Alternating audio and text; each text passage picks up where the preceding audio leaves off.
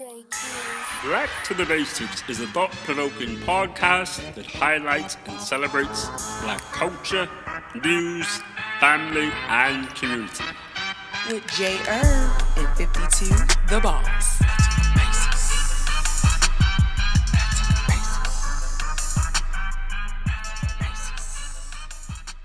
What's going on, people? It's your boy J. Irv with a special episode, man. We're doing something different. We got the first episode of the Players Lounge, and I am proud and honored to have my first guest on, Coach Lockett, Coach D, Coach Gilmore. Welcome to the Players Lounge, fellas. How y'all doing? Good. Thanks for having me. Listen, I appreciate it, man. So we're going to get right into a little icebreaker, kick things off, man. I know what y'all being huge sports advocates. You know what I'm saying? What do you think about the stuff that's going on in the NFL, and what are y'all looking forward to for this upcoming season? Well, I'm just looking forward to a great season. Hopefully we won't have a lot of games off and nothing like that because of the pandemic stuff again, but it's hoping for a great season mostly. Gotcha. What about you, Coach Gilmore? I know you're a huge Lions fan or Aaron Rodgers fan, so what we doing this season? Here you go, man. No, Aaron Rodgers is about to retire, so that's cool. I'm looking forward to seeing what the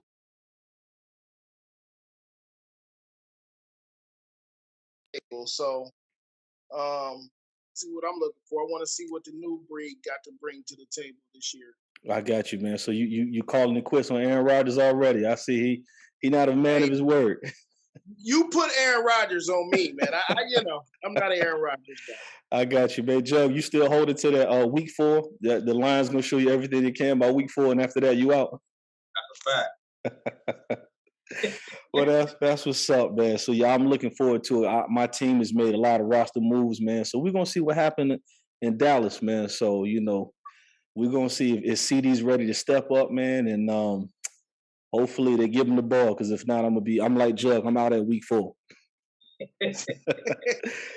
But we gonna get right into it, fellas, man. Once again, thank you guys for having me on, man. So starting with you, Coach Lockett. I want you to introduce yourself and the program and the team, and then we're gonna rock with you, Coach Gilmore. So take it away, Coach Lockett. All right. My name's Jamar Lockett. I'm born and raised in Kalamazoo. What happened was a couple of fathers came together and we wanted to do something different for our community. So we decided to start a football program. We didn't like what we were seeing from the other football programs from around here, so we just wanted to do something different. Okay. What about you, Coach D? Where'd you get your start? What made you want to get involved? I'm Coach D. Gilmore, Kalamazoo, Michigan, born and raised. Like Coach Lockett said, piggybacking off of that, we got together and we decided we wanted to make a change that we thought could make a change. Not that anybody was not doing it, but we felt like it could have been refined and upgraded, if you will. So that's where it got our start. Like I said, I'm the flags coach over there at the Wolverines, assistant VP. So here I am. Gotcha, man. So how many years have you guys have been doing the football program? 6. This is year number 6. Okay. I gotta ask for the people that's listening, how many championships y'all done had in those 6 years? I know. I just want the people to know because I witnessed some outstanding numbers, ladies and gentlemen. I never seen a flag football team put up 100 and give the other team players of theirs and still whoop on them. So yeah, I want y'all. How many championships y'all done won, man? Well, for us, we like to be humble. It's not about championships for us. Even though we do have some, we just like to be humble and just continue to work at it because the main purpose is the kids. So. Absolutely, man. So what about you, Coach D? What you got? I definitely like the political approach that Coach Lockett took. 6 years, varsity level, 4 first place championships, 2 second place, or 4. We set out for 2 years. So yeah, the last time we lost is probably the first year. The flag, they was 3 straight years on top, and then 1 year in second place. So JV, same numbers too. So that's what's up, man. We don't focus on the winning though. We focus on player development and building relationships with parents, and so we can kind of help that way too. Yeah, we're gonna get into that because I've witnessed it firsthand. But I'm gonna start with you, Coach Lockett. What was it like as you for you growing up as a kid, youth sports, football, basketball? What was that like? What were the programs like when you were coming up? Well, to be honest, I've never played football as a youth. Only played basketball. Okay. Um, so I can't really relate as far as playing youth football. But basketball, that was my thing. I would love. I played basketball almost every day, rain, sleet, snow. But it was hard, me being a fatherless youth out here, so it was kind of hard for me to really stay focused on the sports because I had nobody pushing me or give me the things I needed to be successful in sports like that. So that Gotcha. was one reason why we wanted to really do a football program and give opportunities for those that don't have. That's what's up, man. What about you, Coach D? What was it like for you? Um, like Coach Lockett said, I played youth sports for maybe a year or two. I also felt like I had to grow up a little early, so that wasn't my full focus. But one thing I did get was humility. I'm good with people. I'm great with kids. So Yeah. Like I said, I witnessed it firsthand, and just a little bit like as far as myself, with you, Jug. I basically got into youth sports because once again, I didn't want to be out doing some of the things that I was seeing growing up in my neighborhood or whatever. And as a kid, you need that positive outlet. So I don't know if it was like looking for like that discipline kind of thing or just that team family oriented factor, which drove me to playing sports. So I'm just like yourself, man. Rain, sleet, snow. I was outside, whether it be football, basketball. I mean, I pretty much try to do it all, man. So with you guys being on the ground firsthand with the children, man, let's talk about that experience. What was it like? When I'm not even gonna say recruiting, starting the program, selecting the right kids and the right people to fit the program. So what was that like? We'll start with you, Coach D. Uh, see, my main thing when we first started, it was like that Field of Dreams thing. That's an old movie. Reference, go check it out if you haven't seen it. Um, I was worried about, man, who's gonna come play for us? What are we gonna do? How are we gonna get this? How are we gonna get that? But the main thing we did is we did it together and we prayed and we make sure God was in the front of that. And so once we build it, they came and here we are. I like that, man. What about you, Coach Lockett? What was that like? Well, it was mind boggling just because of the fact of it's the unknown. Hmm. But that's the beauty of, to me, I think that's the beauty of life, the unknown, because a lot of us, we go through life not knowing what's going to happen. So I think once we started rolling and we started seeing that we're able to galvanize the people and the kids and the parents, everything kind of went kind of smooth and some bumps in the roads here. And, that's just a given. The Yeah. world, but other than that, it was pretty cool. Gotcha, man. So I know you guys are two outstanding fathers. Did your kids play or are they playing in your football program? Yes, my son played. He's too old now. He's going to be a junior in high school. Okay, cool. Baby boy. And then my daughter, she's still cheerleading, so she's 10, so she got a couple more years. But What about you, Coach D? I had three, four kids come through the program.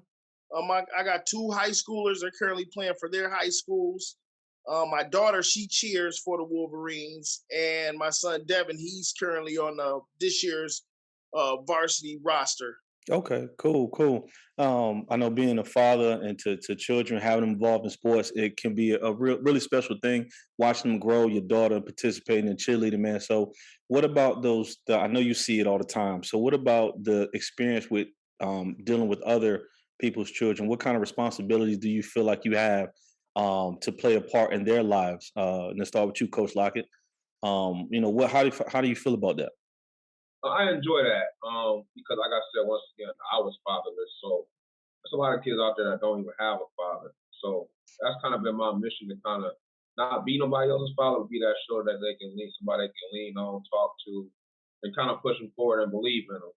So that's been one of my things I like to do. Gotcha. What about you, Coach D?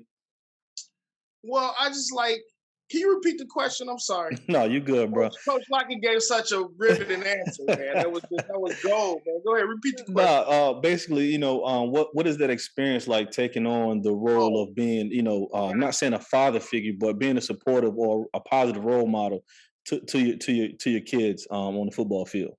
Well, to me, it's all about the respect that you're giving and that you're teaching them to give and have for one another.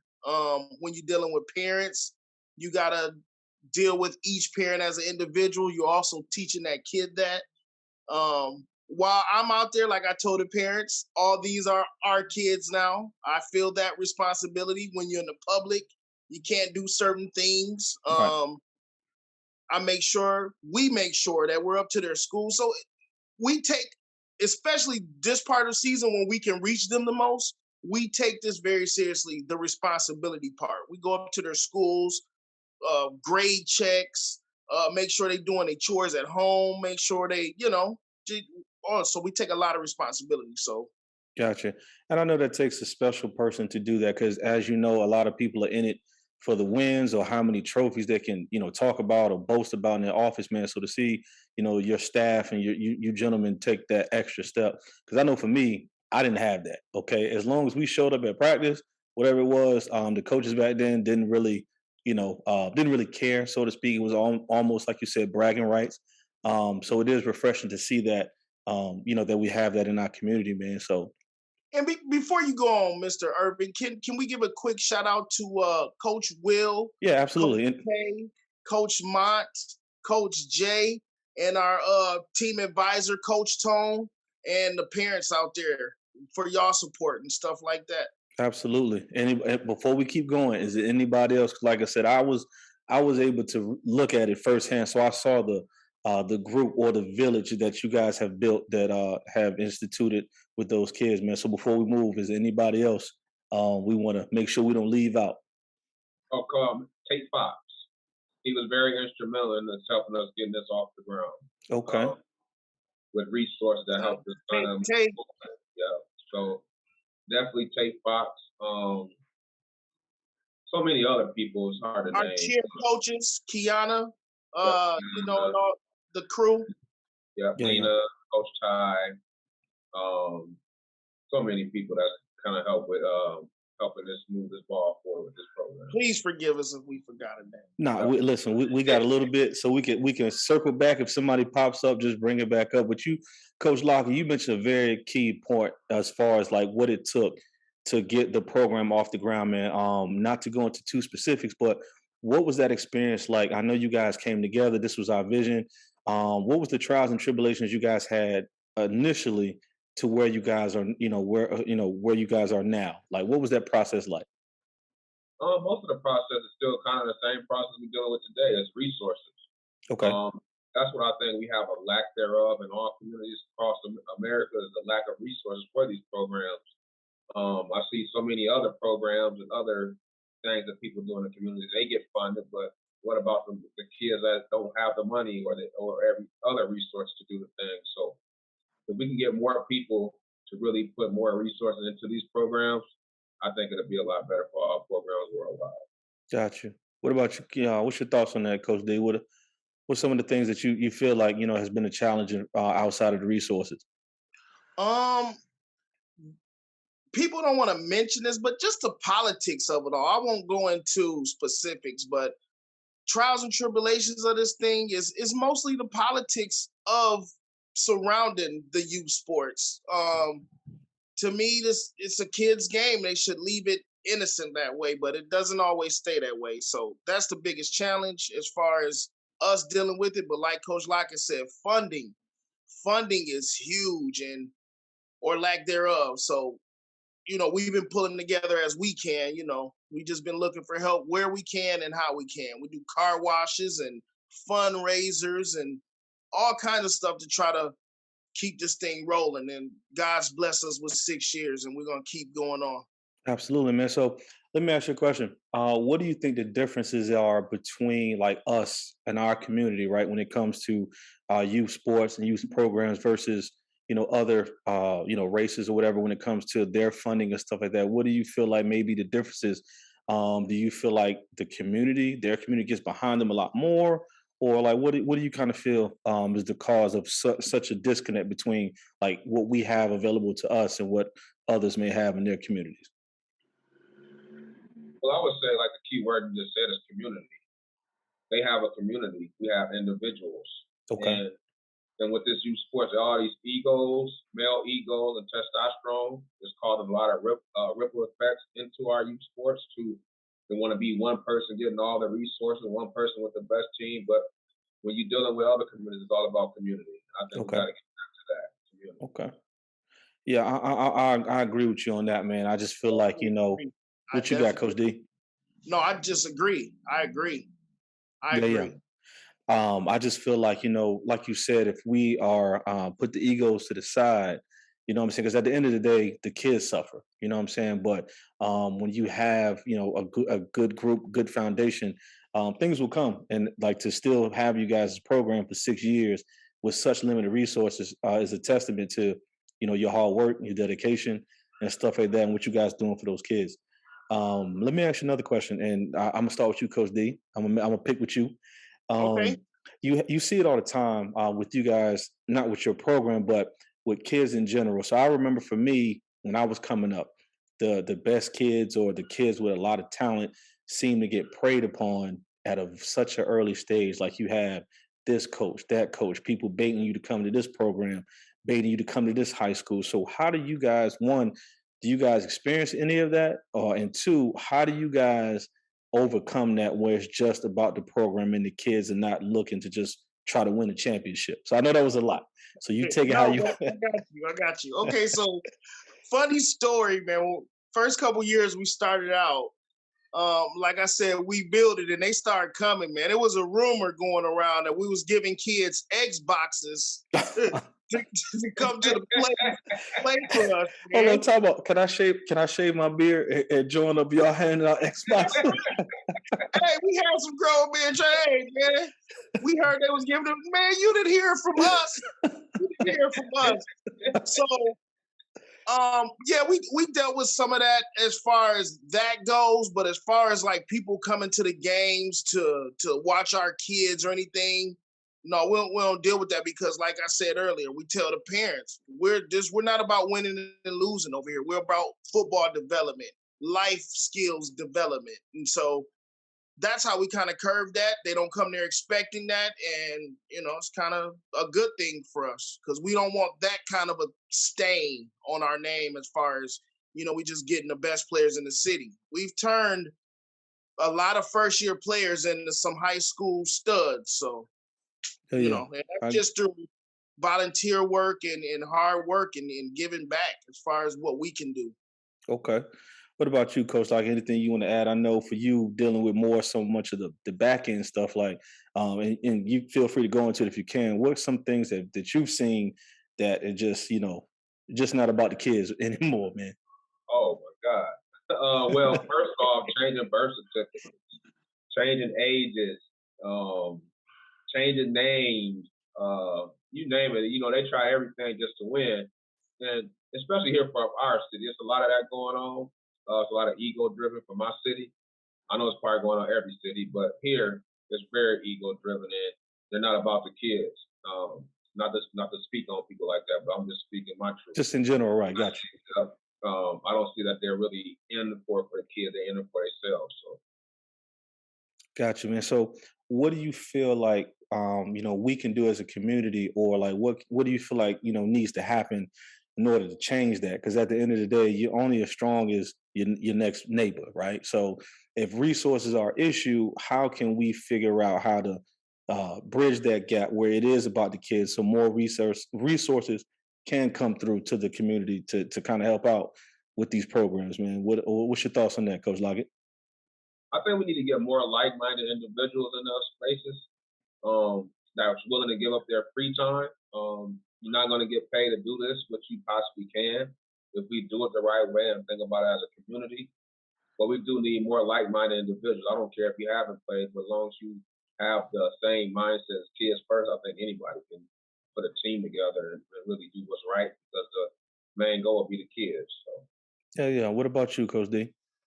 I think more egos need to be kind of thrown out the window, and so us men and some women too, who's involved in this area of thing that we do, can come together and actually make some sense of it. That could change. Also, the people. Look, I keep saying the funding, but that's a huge thing. The people with the funding, if they could send someone out, if they could come out, someone who mattered could come see what happens on a day-to-day basis. Somebody who matters can come see what we go through on Saturdays, and so they can get the humility of it, and so they can understand where we're coming from. If that could happen, it could happen. Gotcha. Okay. Yeah, man, that's a lot to take in. As far as there's so many more resources, things that are out there. We just got to figure out how to bring it, bring it into play, bring it to full circle. So, And let me say this, Mr. Irvin, not asking for funding. Show us how to get to it. Show us how we should go about getting it. You know what I mean? If that could help us just as well. yeah, I got you. So I'm actually another question, man, and feel free whoever wants to jump in. What does it mean to be a Wolverine, right? And not necessarily from the kids' perspective, but for you mentioned multiple times about the parents, right? So clearly, this is a lifestyle and a culture that you guys have created. So what does it mean to be a Wolverine, to be a part of that lifestyle, man? So I'll let whichever one of y'all want to take it first. You go first, Coach. So I'm gonna start off by community, family, accountability, integrity, humbleness, and structure, obedient, and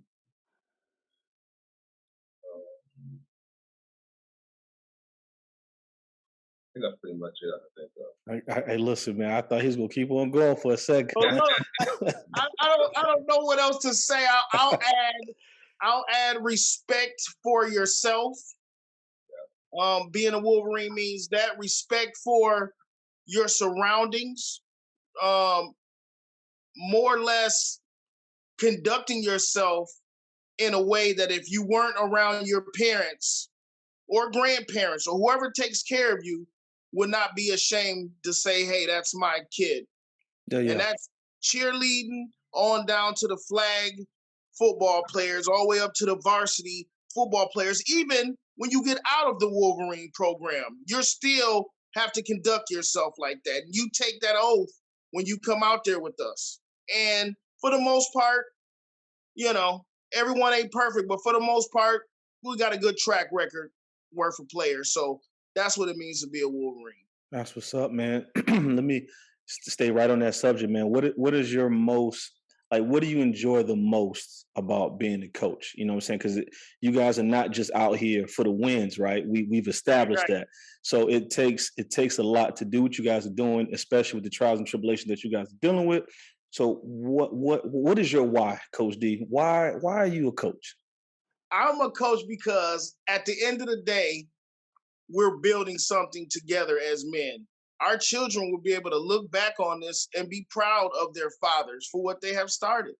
That's part of it. The other part is the relationships that you build with these kids over the years. Now, once they get to high schools and grown, like that's when I'll get my reward. When they can say, hey, you changed my life. You don't know what you did that day. That's the why. And I'm getting goosebumps and saying it, but that's my why. I love building relationships, and especially with these kids, because the late great Whitney said they are our future. At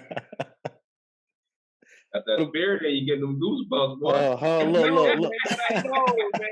I love to see the smiles, man. I love it. What about you, Coach Lockett? What is your why? I feel like this is part of helping build a community. I'm so strong on community. I want to be able to where we can help each other. We don't have to look for everybody else to help us, help each other. Come back to building neighborhoods, not hoods. So that's one reason why I coach. I feel like this is a way of connecting with the kids, understand that you have to give back. One way or other, you got to give back to your community. I'd rather you do it in the right way, and coaching is the right way. Gotcha. Man, so listen, I know you shouted out a bunch of people earlier, man. So that I know that's your coaching staff for your brotherhood, man. But what was that process like selecting the right fit? Because everybody can say, "Hey, I can coach. I want to coach," but what did it take to build that culture with those special people that you guys have? I'll go first, Coach. From my perspective, um, we all are, lack of a better term, family. We all grew up around each other. It's a couple people that came in who we didn't know, but as far as them joining the coaching staff, they kind of just helped out. We kind of felt each other out as far as attitudes and temperaments, and you know, we stand on the certain values too. We might break a kid down, but we'll build a kid up as just as well. We're not gonna just break up. So if you're in the mindset different of that kind of way that we're in, you we probably wouldn't coach with you, or you wouldn't want to coach with us. Okay. So, there, yeah. Appreciate that. Appreciate. What about you, Coach Lockett? Yeah, I think all of us have that one common goal, and it's for the kids. And that's what I love about our group. We are we don't have a big ego. Now, granted, we will talk amongst each other, as brothers, and hype each other up, as men do. But we don't let the kids see that. We don't let the community see that. That's amongst each other. But other than that, we still have that common goal of for the kids, the betterment of our community, and helping these kids be better than what we were, and for the next generation. Got you, man. So, where do you see the Wolverine program 5 years from now? Like, what is your goals or aspirations for your program? Start with you, Coach Lockett. What do you see you guys at in the next 5 years? Hmm. 5 years from now, I think I want to be for where we'll be self-efficient. All the resources we need to help this program run, we will have those things. We'll be able to do other things outside of the community, because not only we got to help the kids, we got to help the parents. I'm saying that's a struggle too. So we got to change their minds along with the kids. So that would be those type of things. We'll be able to outsource so many different things, not just for the kids, but for other parts of the community. Got you, man. What about you, Coach D? Where you see the Wolverines at in the next 5 years? Next 5 years, I see us going even stronger than we are now. Of course, we hope to have all the physical things, the football fields, the community centers, the gyms, stuff like that. Mostly, I hope that we can kind of be the beacon to bring everybody together within these next 5 years. So the city and community, like Coach Lockett said, could be even stronger. Um, as soon as people, as soon as we can come together, I won't even say people get out their own way. As soon as we can come together, that'll happen. So in the next 5 years, like I said, I hope we can be that beacon. Got you, man. So, um, before we wrap things up, man, I just want to ask you a question to each of you. What's something you want to leave the people, man? Like listening to your story, the beginning, the Wolverine. What is something you want to leave the people with? Like, hey, check us out, or even if it's children out there, what's that one message you want to give to the people, man? I'm gonna start with you, Coach Gilmore, with the goosebumps. With the coach with the goosebumps. Um, I was trying to think of a acronym that I can come up for my little teammate, my little flaggers. Is trying to take something that was seen in a negative light and turn it around. So if y'all can remember this, put it on t-shirts, whatever. What's today's date? The 24th? Yes, it is 24th. 2022. The spam unit. Speak positive and motivate. I People like look that. upon spam as negative in the hood. In the hood it was gold, but outside of the hood it was a negative thing. So we'll turn it around. It's the spam unit. I Speak like positive, that. motivate. I like Wolverine. that. What about you, Coach? Like, I gotta get the spam on the t-shirt now. Well, to piggyback off that, what Coach D was saying, that's taking something and taking nothing and turning into something. And that's what we are at the Kalamazoo Wolverines organization. We're gonna take nothing and turn it into something. And we want to, we just want to spread that worldwide in every community. Like, we all can do this. We just gotta be a community, and we gotta do it together. We gotta be a unit. and that's pretty much it. That's what's up, man. Well, listen, fellas, it was an honor and a pleasure. I appreciate you guys taking your time out. Number one, Wade. Listen, before we go though, I'm not sure who has the information, but let the people know where they can go check out the website. For those are local in Kalamazoo, Michigan, where they can go get their kids signed up. Just anything, drop all your information. Whoever's got it, go ahead and let the people know where they can help out at. All right. Well, I'll start with the Cash App is $ KADOO Wolverines 19 for the Cash App. Venmo is at Kalamazoo Wolverines. Our Facebook page is Facebook at Kalamazoo Wolverines. If any kid here in Kalamazoo want to get signed up, you can reach me at 269-352-4972, Coach Lockett, or Coach D, 269-569-9917. If you're in the Kalamazoo area. There you have it, people. So this was our first and not the last edition of the Players Lounge. Like I said, this one was real near and dear to my heart because, like I said, I know these two outstanding brothers, man, and I've seen their program. I see what they've tried to do. For those that can see visually, I am an honorary Kalamazoo. I wouldn't say alum. I seen it from the ground up, man, and to see where you guys are at right now, it's something special, man. So I hopefully, we touch somebody today. They hear it, and we get these resources that we desperately need. So, people, thank you again for listening to the first episode from the Players Lounge. Shout out to you, Coach Lockett. Shout out to you, Coach D. I appreciate you, brothers, man. God bless appreciate you, man. Thank you too, bro. Thank you. No doubt, man. We're gonna catch y'all on the next one. All right. Peace.